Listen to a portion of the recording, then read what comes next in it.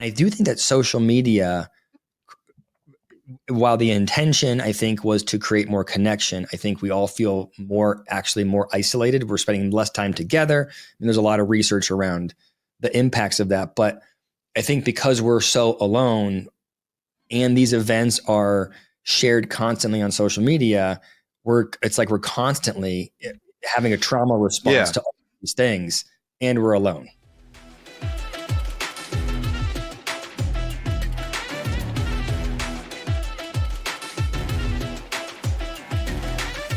Welcome back, Rob.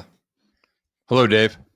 I have a special top. I've been just vibrating over here, just fired up. You're mostly vibrating. What's causing you to vibrate, Dave?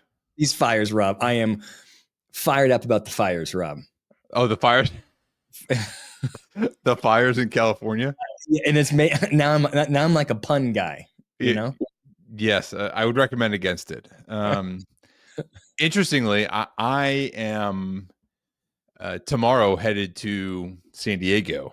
Well, tomorrow from the day we're recording this, I'm headed to San Diego with my kids to go to Legoland. And I'll be fire adjacent, I believe. Brave man, for both being fire adjacent and entering Legoland. Have you been? I don't know if have you been to Disneyland or Legoland? And have you been into any of the lands? No lands or worlds. I've done a Disney cruise. That was the closest thing I've done. My wife and I took our kids on a Disney cruise like a year and a half, 2 years ago. Wasn't as bad as I thought it would. I hear that Legoland's a nice like entree to that. My wife wants me to go to a Disney. I am reluctant. I will. I know my kids will have a good time, but I am reluctant, both for my own personal sanity and from what I understand is the cost of going to these places. Yeah. I mean, it's my personal hell. And Legoland, I mean, I know you've been to all of them, Legoland and Disneyland, Disney World. Well, I've not been to Disney World, but I've been to Legoland, California Adventure, and Disneyland. Okay. I hate all three with a white hot rage. Okay. Right, so they won't be sponsoring us anytime soon, is what you're saying. That's right. They will not. Yes. If they sent me for free, I wouldn't go. Okay. So you go there and you just stand, you pay all this money and then you get to just stand in a line. Yeah. Or you can pay even more money. And then the first line, you walk into, I'll just say this and I'm going to get off it, but you walk into Legoland, the first ride is Ninjago something. Mm-hmm. And when we went there, it was an hour-long line that you stand in. Then you get into the ride and you're going through the ride and it's one of those things like it's interactive where you're supposed to like engage with the animated characters. Okay. None of the stuff that we have works. So you've waited for an hour. Now you get in. The ride doesn't work. It's only 2 minutes. And then you can go wait in another line somewhere else all day long. It's a disaster. When did you go? Like what time of year? In the summer, in August. Part of my calculation of going in January was hopefully to reduce the likelihood that I have to wait in all these lines. Yeah, that's probably, you're probably right. That would be better. It is good. If I could do it again, I would skip the rides and go right to they have like Lego exhibits or like Lego areas where you can go and build a race car or go build whatever you, and the kids loved that, but it took us like 4 hours of suffering to figure that out. So, all right. Duly noted. Yeah. I'll let you know how it was. So let's talk about these fires. So let me just, I'm going to tell a story to you, Rob, and I want to talk about how our society responds to these events and how it drives me crazy. Ooh, societal issues. Let's do it. Yeah. Yes. So the first is you have the CEO of United Healthcare, Brian Thompson, who is murdered in the street in Manhattan. Hold on. How did you move from California fires to... Just things that grind my gear. Okay. Okay. You know what it is? It's my Instagram feed and me just hating everybody in Hollywood. That's essentially what it is. Okay.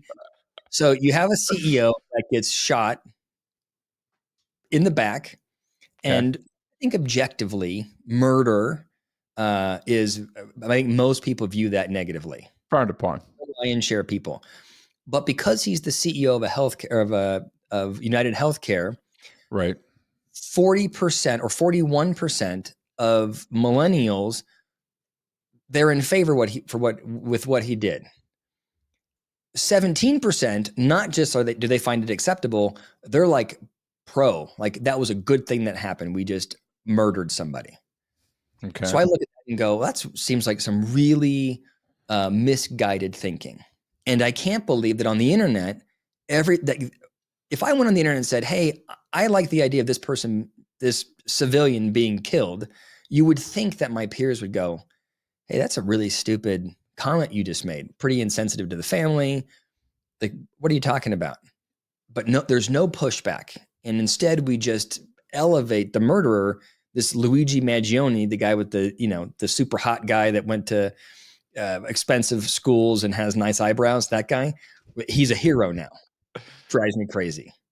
And I'm very jealous of eyebrows, by the way. This is a side note. It's solid eyebrows. Uh-huh. Can I make another side note? Yes. So we adopted a dog recently, and I can't remember if I said this on a previous episode or not, but his name is Henry. Mm-hmm. But the shelter we adopted him from, they originally named him Luigi. Stop it. Then before all of this happened. Oh, okay. Yeah. not as a result of it, but as a result of it, they changed his name to Waluigi because they didn't want the connection between the CEO killer and this dog. Okay, well, okay, good for them. Okay, so that happens. Then it's smash cut to last week, and there are people that are lighting fires across Los Angeles. Right? All of these fires are man-made, either intentional or unintentional, but they're man-made fires. Right. And there are millions of homes, millions of dollars lost.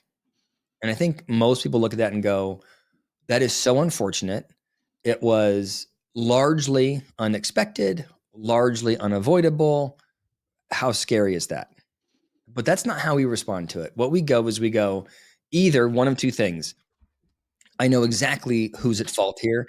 It's the insurance companies. Did you know that State Farm or Allstate or one of these insurance companies let 75,000 policies lapse in 2023? The insurance companies are the worst. And then it's like, I see all these memes of Luigi being like the answer to the bat symbol. These insurance companies are so awful. And so thank God we have guys like Luigi that are just killing people in cold blood.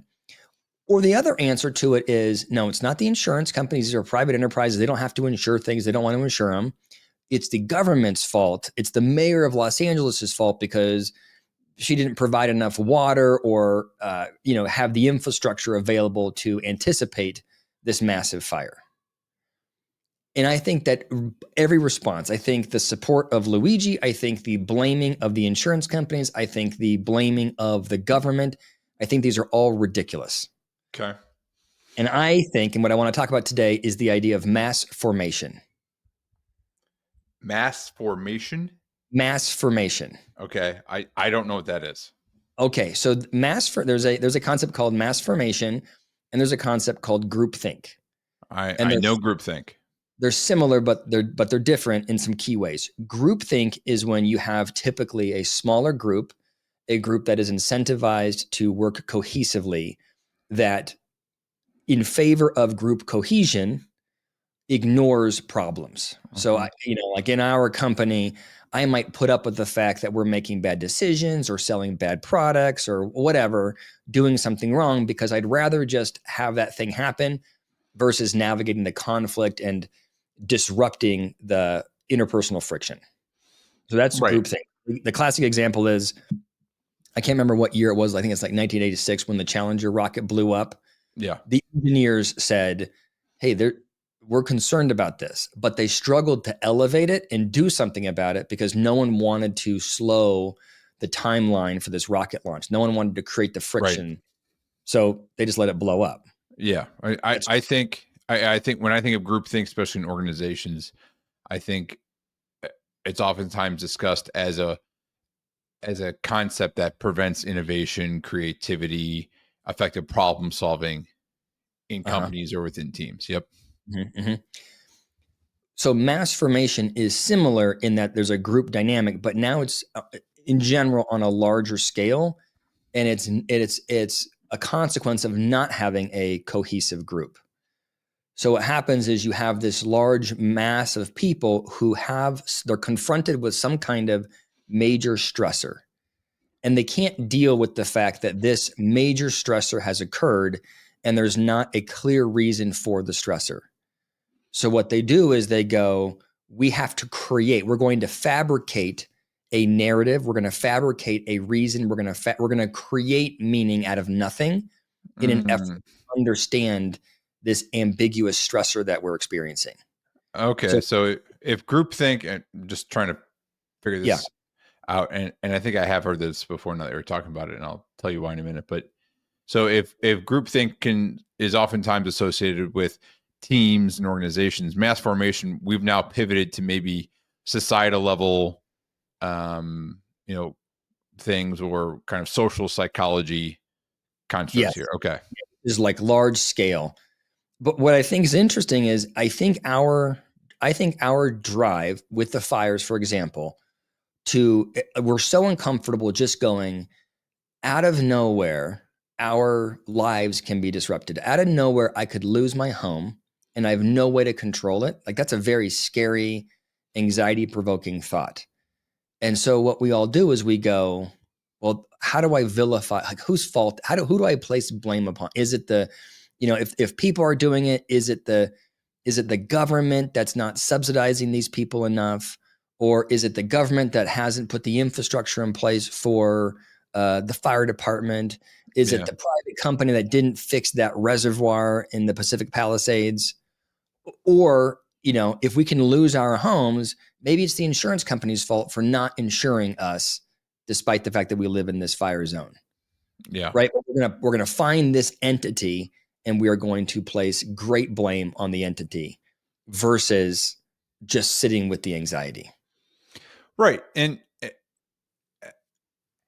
I think this is, again, it's just a societal level concept that we're talking about here, but that also has very individual level applications too. I mean, right, most of us as individuals don't like sitting with anxiety. Yes. Right. And so we make meaning out of things that happen around us so that we don't have to do that. All right. It goes away. Now that I either know why, or I've made up a reason why this thing happened. Yep. I'm good. Yep. This is just, again, a societal level discussion about that same concept, right? Yeah. I didn't even think about that, but you're absolutely right. Yeah. We all do this. If things that are, negative happen in our lives, it's really tough to just be like,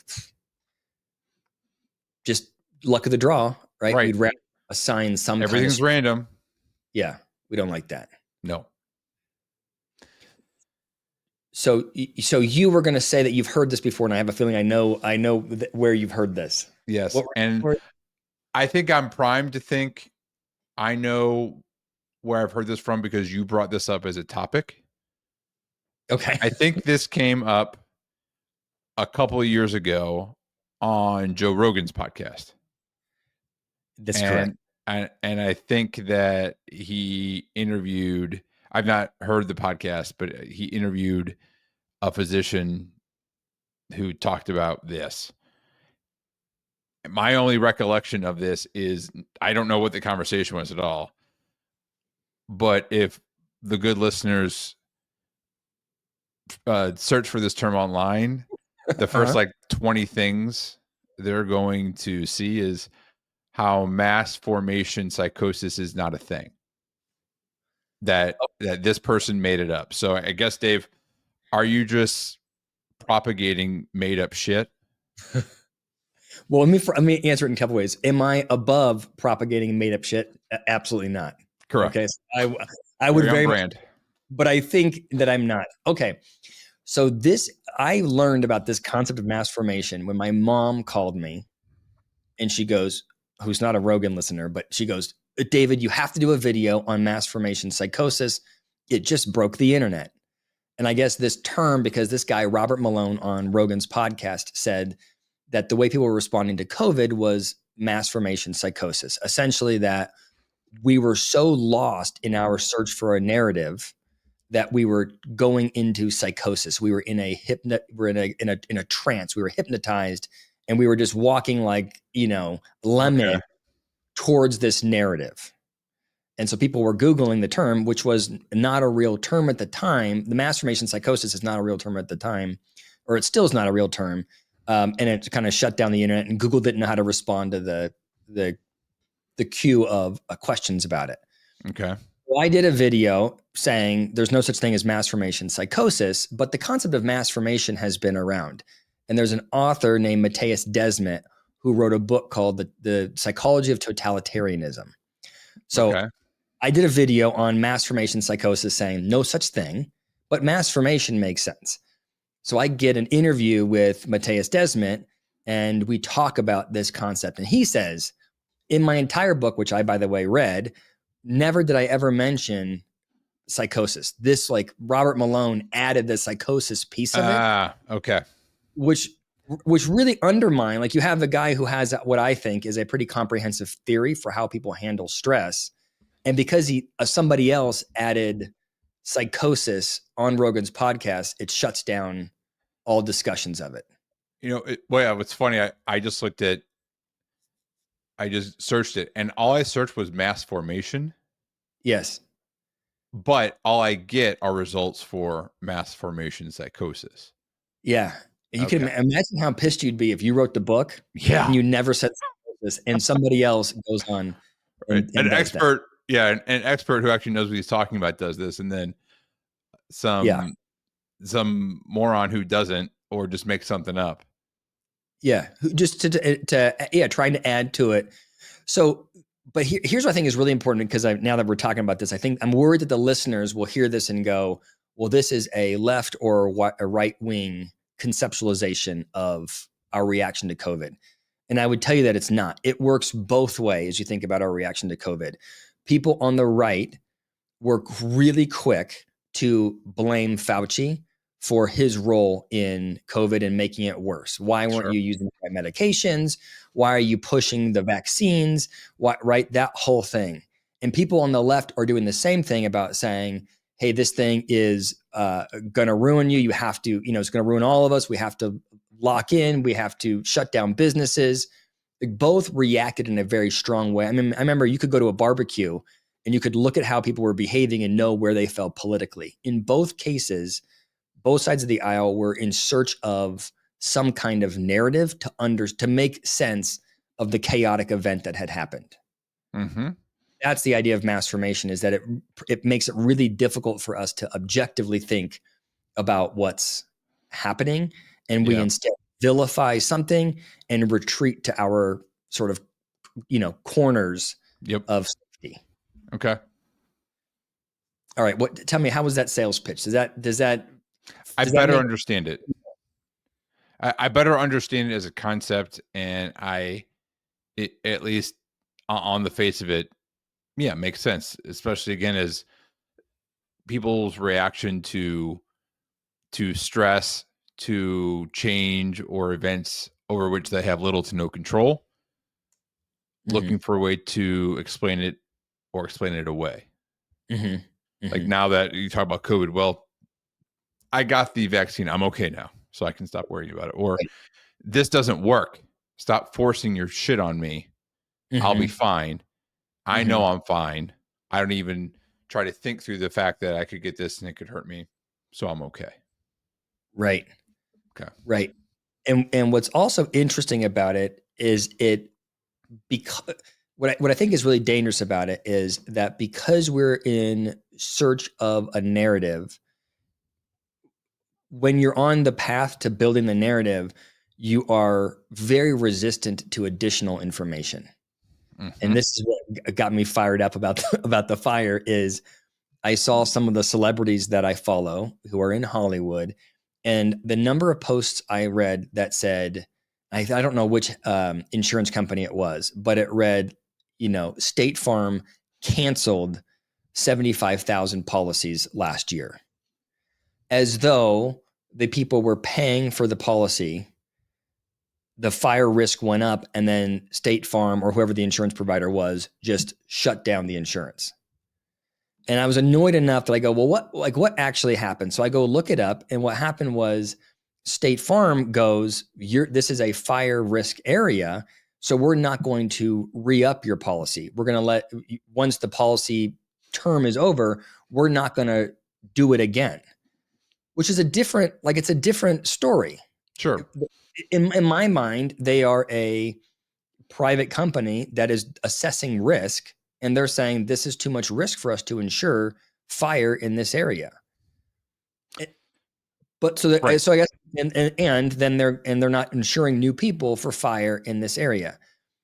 But it's wild to me that information is very available, but people are so comfortable posting the opposite or a distorted narrative because it fits their way of conceptualizing the traumatic event.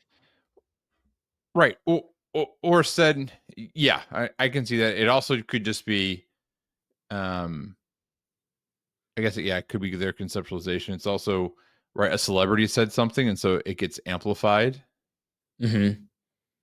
Where there could have been many other people who, and I'm sure there were some celebrities as well, who may have said, no, that's actually not what happened, or whatever it is. But that's less of an engaging conversation to post, especially on social media. Yeah.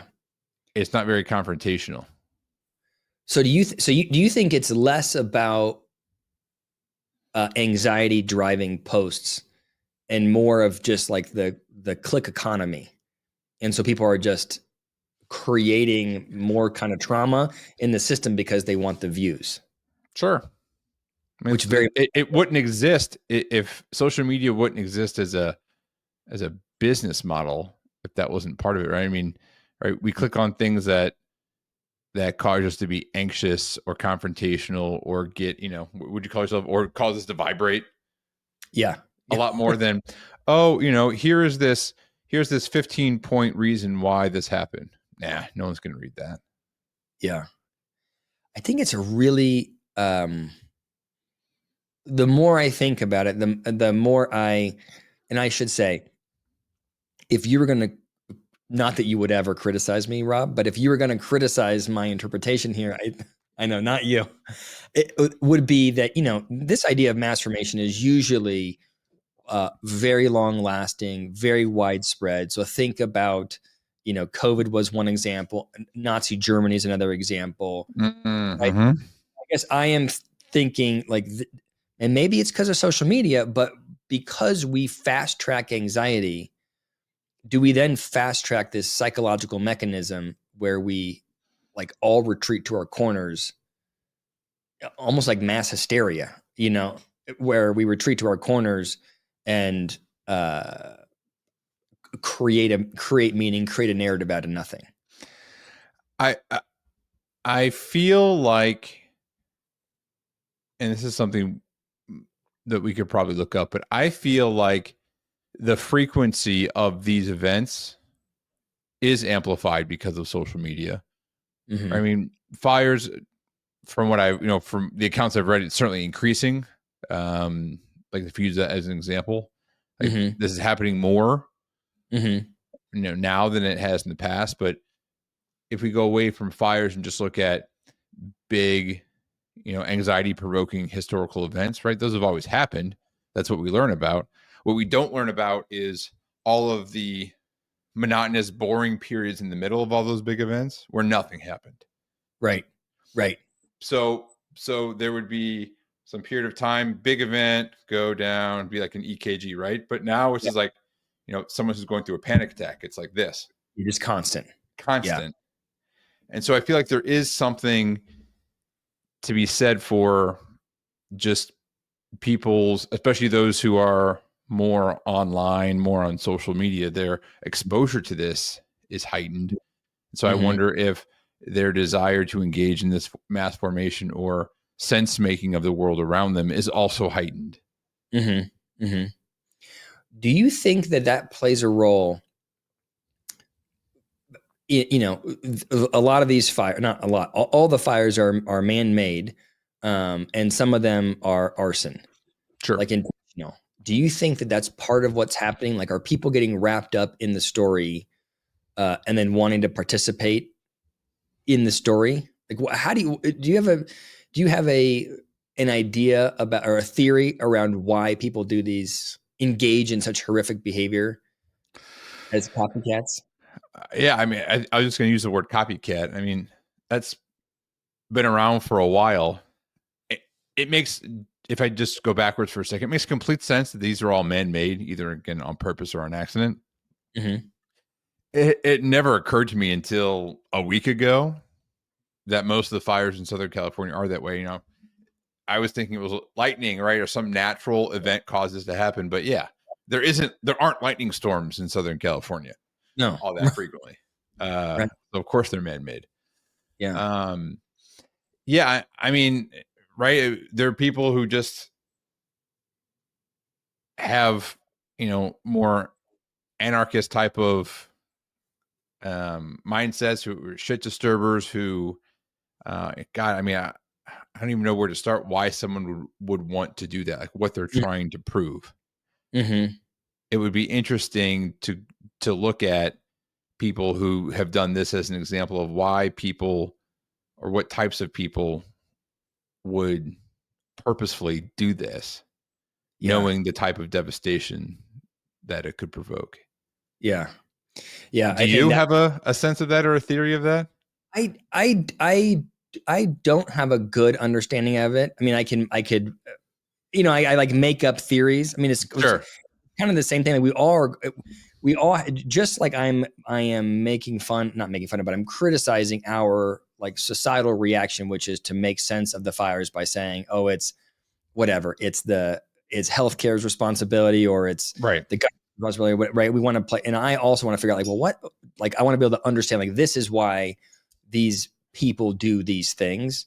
Right. And the truth is, we don't. I mean, I don't have like a really coherent picture of it, other than Mhm. I think it is interesting that it comes on, or that it started in Pacific Palisades, where I think the average home value is like 3.1 million, Yeah, it's right? like So it's one of the wealthier areas of LA, right? yeah, super, super Yeah. nice area. And, you know, I think that, I mean, the other fires were started elsewhere, but that was the original one. That was the big one. And, I can imagine there's a little bit of like, burn it down. I've been mistreated. My life is shit. I am totally disenfranchised. How do I make an impact? How do I push back? And I think that that's my guess as to what's happening. And was that one started on purpose? I don't know if Okay. that specific one was, but I think Santa Monica was. I think I told you I have a brother that lives just north of there where they caught somebody Yeah. with gas trying to light a fire in one of those canyons there. So I mean, it's a big problem now. These fires keep cropping up because people are doing it. But I guess so.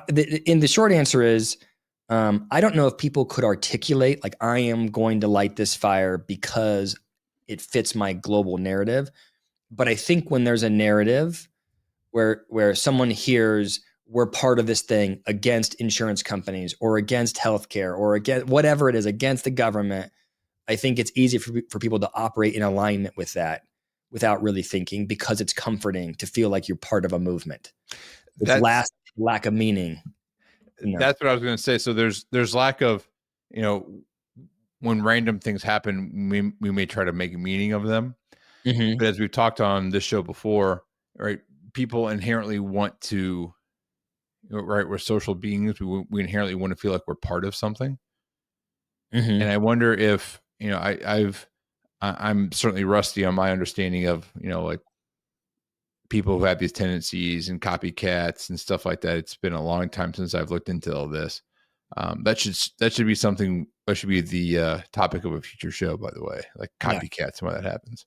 Yeah. Um, but yeah, I can imagine it's all right. Well, now I feel like I'm part of some movement or Yeah. some resistance, and that makes me feel better. Like that's what I'm thinking of. That's my motivator. I'm not Mhm. the setting the fire is a means to an end to feel like I'm part of something bigger. Yeah. Yeah. Yeah. Yeah. Hmm. Yeah, that makes sense. That logically for me. Yeah. That could be. It yeah, I'm like flashing about like one of the things that drives me crazy. This is off topic, but it fits the way like conceptually. You ever get to a traffic signal and there's someone that's hit the crosswalk button and the button's lapsed and they continue to walk across the street and they're just walking at a glacial speed and you see they're looking at the cars and they're like, "What's up? You all have to wait for me while I walk across the street." And for that, and I would like to just gun it and run over them, but we don't, Right. right? Wait. But for that moment in time, that person has power. That Sure. person's impact, they are affecting the world. And I think it's because that person outside of that crosswalk, they're not having the impact they want to have. But like, this is my moment. This 35 seconds, Right. I'm gonna, right? I Mhm. think it's kind of the same thing with this lighting a fire. I'm not having the impact I want to have. I'm gonna be part of something. Like, watch all this whole society around me is gonna burn because I did something. Like, it's a Yeah. very tangible. Yeah. We should do an episode on that. That's what I think. Yeah. Is at play. Yeah. I mean that makes sense to me too. Yeah. All right. So I've derailed us a little bit Yeah. here, but so sorry. But when you think about, I guess I have two questions for you. The first is, do you think that mass formation on its own is a bad thing? Should there be an effort to Oh. stop us from reacting to anxiety in this way? Well, you're more familiar with it than I am, but I feel like most of the time when psychologists get involved with things, we're looking to diagnose an issue, Mm-hmm. not to identify things that are going well. Right. Yeah. That's So, pretty depressing for our field, right? right. Well, I think as we talked about before, that's why like positive psychology exists and things like that, right? There are reasons for it. It's like, well, stop just looking at what's wrong and also look at what's Yeah. right. Yeah. Um, so in your understanding of this topic, I mean, have people studied this? Did the author that you interviewed, did he talk about the kind of positive ramifications of this? The like psychologically, the positive ramifications are that you do find meaning. You typically do find a group of people to align Mhm. with, right? So it's caused because you're alone and you're kind of the existential threats. I'm alone. I don't have connection with people. This scary thing is happening. I don't have any meaning right now. I can't make meaning of it, right? And so you sort of solve all those existential threats by grouping up with people, having a narrative, identifying the problem, right? So I think psychologically that's good. The For downside the is individual, at for least. the individual. The question is, are you though making bad decisions? Correct. So this is like some sort of coping mechanism for you. Yeah. Well, I guess that's a good way to say it. It is a coping mechanism, but I don't know that not all coping mechanisms are bad. No, You I know. mean, and it could be good for you in the moment, Mm-hmm. but Mm-hmm. if we go back to how we were describing mass formation, it's less of an individual level concept and more of a societal or kind of Yeah. large group level concept. How could this be a positive thing? It could be positive because then it makes people, it makes populations of people feel like they understand something, even if it's wrong. So again, it satisfies their emotional need to understand, even if, you know, objectively the Yeah. solutions or conclusions they're drawing are wrong. So it could just help satisfy some of that, make people feel less anxious. I guess Yeah. that's a positive thing. Yeah. Yeah. Well, I'm trying to Um, think about it. Like if I think about Nazi Germany, not good. But there were political decisions that were made. Like people voted in alignment with that. It led to behavior. But I don't know if angst about the fires will result in negative behavior. I mean, I guess it could. It's going to change how people vote. I assume Gavin Newsom maybe is not. Who knows what the impact will be on the mayor or Gavin Newsom or whatever. But I don't know. It's interesting though. It might not be a problem. Is there an example of mass formation that doesn't include some sort of like scapegoat? Right. I mean, we talk about World War II. There's, the Jews in, what we're talking about now, fires, right? It's government or insurance companies, right? There seems to be some always associated scapegoat with it. You're correct. So the answer is no, there's not one where there's not a scapegoat. Okay. So that's part of the theory, is that we have to, because it's caused by ambiguity, we have to psychologically remove the ambiguity by picking one object, one thing that we have such distaste for. Right. Regardless of whether that's the reason for what's happening or not. Yeah. Right. So you can imagine, like, there's think about COVID, and I'm not trying to get on either side of the aisle here, but people vilified and have vilified Fauci. Right. And people vilified and have continued to vilify the vaccine or Trump or whoever. Like, we want to have a thing that's causing that has made this worse. Right. So if that's a key component of what mass formation is, I mean, then as a society, that's probably not great. Right? To have just scapegoats. As you're talking about it, yeah, like incorrectly identifying somebody to blame, it seems bad. That seems right. That seems negative. Right. Yeah. Even if it satisfies, some heightened emotional state.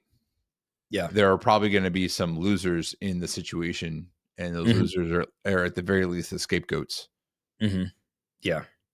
So yeah, I don't know. I'd have to think through it more, but that's my initial reaction is I don't know what the positive applications of something like this are. It seems more of just a coping mechanism that is more detrimental. So I have good news for you. There are some strategies to prevent this mass formation. Okay. Let's hear them. So the first one is which is like the easy one, is to think critically, or to incentivize people from thinking critically, which, by the way, is the same. Like, that's like the number one thing that you would think to do to stop groupthink, is you want to create an environment where dissenting views are viewed positively. Yes. I mean, that seems like the solution to like half of every issue that exists. Yeah. Right. Don't jump to a fucking conclusion. Yes. Think about it yourself. Engage in an honest conversation with another person or another group of people to try to figure it out. Mm-hmm. So I like that as a strategy. I think it's obviously logical. It makes logical sense. And then sometimes I hear that and I'm like, well, Dave, like, there's a reason why it makes so much sense, but we still have all of these, psychological shortcuts and issues and stuff like that, because people on average don't do that. It happens even less when you're under stress. Right, exactly. When you're under stress, it's very difficult. Yeah. Because there's the competing need for connection, and when we're in ideological conflict, we don't feel connected to each other. Yeah. Yeah. And so it's difficult to have those two things happen. So the first thing to do is to incentivize or create a culture where dissenting opinions are valued. So that's easier done like in a corporate environment. You could create a culture where dissenting views are valued, appreciated. You want who has the most, let's create a debate where we have to debate. Right. Where I want you to argue for the opinion that's opposite of your own actual opinion. You can like manufacture that. Whereas in society, it's really difficult to do that. But that's that makes sense in organizations. Kind of the needed environment for that is psychological safety. I think that's why that's such a big concept in organizational psychology over the past however long it's been. I think you're right. That is a great strategy, and you need to feel as if you're not going to be punished or ostracized or whatever for being having those different dissenting ideas.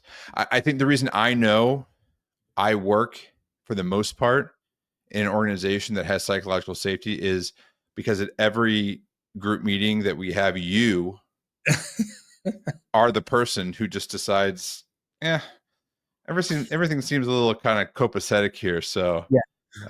I'm just going to throw a firebomb and see what happens. Yeah. And, So, see, so you have a very that's safe day. that's how I add value. Mm-hmm. But All right. it I does make interrupted you. it does make me think though that if we had societal psychological safety, this probably wouldn't be as big an issue. But in society, Yeah. we don't feel safe. And so that's why we're doing this, like retreating to our Yeah. corners with our people, our group. Okay. So the first thing to do is incentivize or create a culture where critical thinking is king. The next thing is to eliminate the sense of isolation. So part of what happens is there's a stressor and I feel alone. So I'm looking for people that I can get to agree with me and my view. And I do think that social media, while the intention I think was to create more connection, I think we all feel more isolated. We're spending less time together. And there's a lot of research around the impacts of that. But I think because we're so alone, and these events are shared constantly on social media, it's like we're constantly having a trauma response to all these things, and we're alone. Yeah, it's like you're getting at at a reaction that we're our primal brains are coded to have anyway. Mm-hmm. Mm-hmm. But you add that to what has increasingly happened over the past decade, at least in the United States, and I'm sure a lot of other Western cultures, but I'm sure maybe even more just across the globe, right? There's more isolation and more people interacting with their world around them through media like social media, Mm-hmm. and Mm-hmm. less through interpersonal conversation, interaction, talking about these types of things like we're talking about now Mm-hmm. with Mm-hmm. people who may agree or disagree with you, then yeah, that has to make it worse. Yeah. Yeah. So I don't know how I don't know what the solution to that is other than be more social off of social media. And then the last thing that I thought of is I think that we could get better at clocking when we are feeling emotional about something and using that as a red flag. Because I think if you think about the mass formation or even groupthink or any of these things, there's an emotional need to behave this way. And I wish that we were better at like using that as a trigger for, hey, wait a second, I'm really passionate about this view. I am really certain about this thing that I don't have a lot of data on. That's a red flag for my thinking. Again, easier said than done. Yeah, But I think yeah, go ahead. yeah. It sounds like what you're getting is just self-awareness. Yeah. Right. Yes. Mm-hmm. Yeah. Yeah.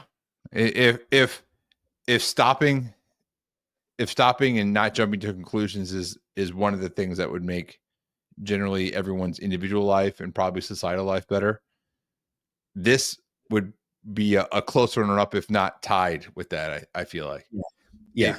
If people in general knew that was important and knew how to do that, that would be great. But again, because you and I are talking about this, it's not something that happens. Yeah. Yeah. And I don't have a solution for this, but as you're talking, I was thinking the problem is that there's no incentive at the individual level to deal with this. No. At the individual level, it feels good. Yeah. And so no one's moving the needle on why would I sit here and reflect on how my emotions are directing my thinking? Like that doesn't serve me at all. I'd rather just go make a friend that agrees with me and yell across the somebody else. Sounds like a lot of fucking work. Yeah. Yeah. Yeah. So why the hell would I do that? Yeah. But Well, yeah. Okay. Sorry. Go ahead. But I agree with you. I mean, God, I mean, even if it's just, like a couple minutes, I mean, we've poo-pooed on some, like mindfulness and stuff like that in the past, but I mean, the upsides and benefits of that and positive psychology, I think, are this, right? It's, Yeah. well, let's think about what could go well. Let's try just to think about why we do what we do. It doesn't have to be all of that difficult or time consuming or emotionally uncomfortable. It can be. But yeah, that's probably another episode of something we could talk about is what makes it uncomfortable and what to do more specifically about it. Because while like, I think it's right that people aren't incented, they don't feel the incentive to be more mindful or be more self-aware.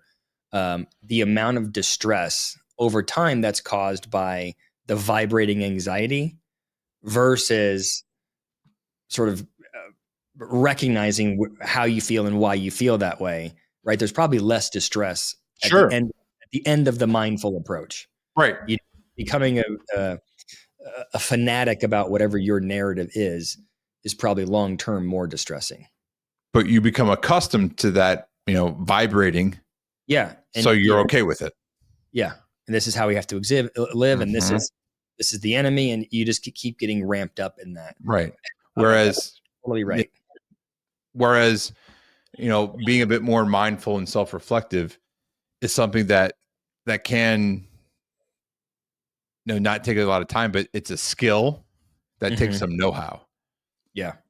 So unless you seek out how to do that, you're unlikely to just be able to do it. Yeah, I did not expect the end of this podcast to get me thinking that mindfulness was of value. I know, right? I didn't mean for it to go that. I prefer to just scream out how I don't like mindfulness, but in this case, I think it makes a lot of sense. Yeah, I'm right there with you. And it's probably I thought about that after we talked about like positive psychology and its upsides and downsides. And maybe you and I are, we may think that way for a couple of reasons, but one of the reasons is right. We encounter that all the time. So we're inundated a bit more with that topic and people who lean into that a little bit more. Yeah. Yep. At least for me, that's, I think, part of the reason I can sometimes think of it a bit more critically. It's like, well, no, it's not a cure-all here. Yeah. Yeah. It's something that can be helpful. But in general, I think for the average person who isn't, thinking about themselves all the time and really involved in positive psychology or some sort of self-help space, it certainly has some positive ramifications. Yeah. Yeah. Yeah. 100%. Not a panacea, but definitely. All right. I'm more of a convert. We got to lean into the mindfulness. That self-awareness is probably the best that an individual can do to prevent this. I have one more thought that went through my head, and it started at the very beginning. You were talking about kind of like those stories, and I read them too, about the Luigi what's his face CEO killer, people saying that like 40-something% were whatever, and then a smaller percentage were actively in support of what this guy did. Do you think, right, in an anonymous survey that may or may not have been all of that rigorous? I guess I don't know what would be rigorous about asking, what do you think about this? But versus if someone actually sat down with someone and said, "Oh, do you agree?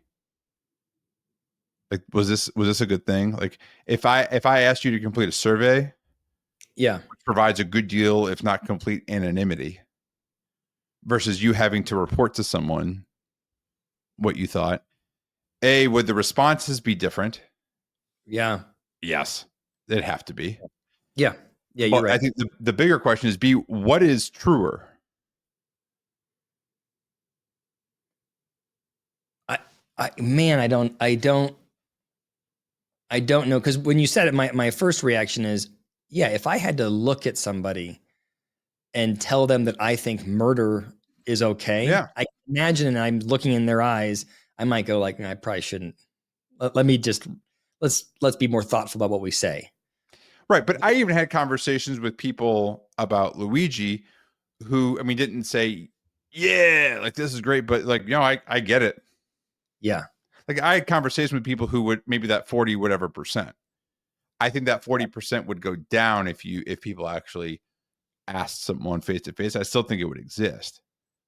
Okay, but what about I think it was Chris Rock, right, who's on SNL, and he says it's really bad that this guy got killed, but sometimes drug dealers die. Right. On SNL. And everybody's, the audience are just clapping like seals, like this is a really good thing. And like I'm just going like, is nobody thinking? Like maybe I don't know. So I guess I think that here's what I think is I don't know that I think there's part of the people that said I approve of what Luigi did. I think they're doing it because they are angry and they think it's like it's provocative or it's biting or it's whatever. It's counterculture to endorse this. I don't know if they actually. I have a hard time believing that they actually think that murder is a good idea if they were forced to actually stop and think about it. But I think that we're it's fun when Chris Rock says that and we're all, fuck the man. I think that's a big part of it too, is fuck the man. It's part of it. But I wonder when I hear those things sometimes, it's like, what is true? Like if you were to, have like a lie detector and ask, like, would you get more people who truly believe that this is okay, or more people who are right? Like, I want to believe in something that's a bit countercultural and fuck the man. And I really don't believe this, but I want to kind of display or convey my general orientation by responding to a question that way. It's a bit off topic, but it got me. I wanted to ask the question when you mentioned it, and I didn't want to get us too off topic. Yeah. I don't know. It's interesting. Yeah. Well, good. That was a good one. Yeah. Rob, thanks, Dave. It was enlightening for me. I did not know much about this topic in the first place, and it is also abnormal for you to enlighten me about much. So it's kind of two unusual things that happened in one day. So I'm embarrassed because you said it was enlightening, and I thought you were doing a fire pun when you said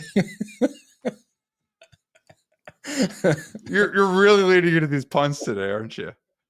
Oh God. All right. Thank you for listening. You can reach us on all social media at Shrink Space Show, and you can email us with questions or prompts for us at shrinkspaceshow@gmail.com. Yes. Thanks, everyone. Thank you.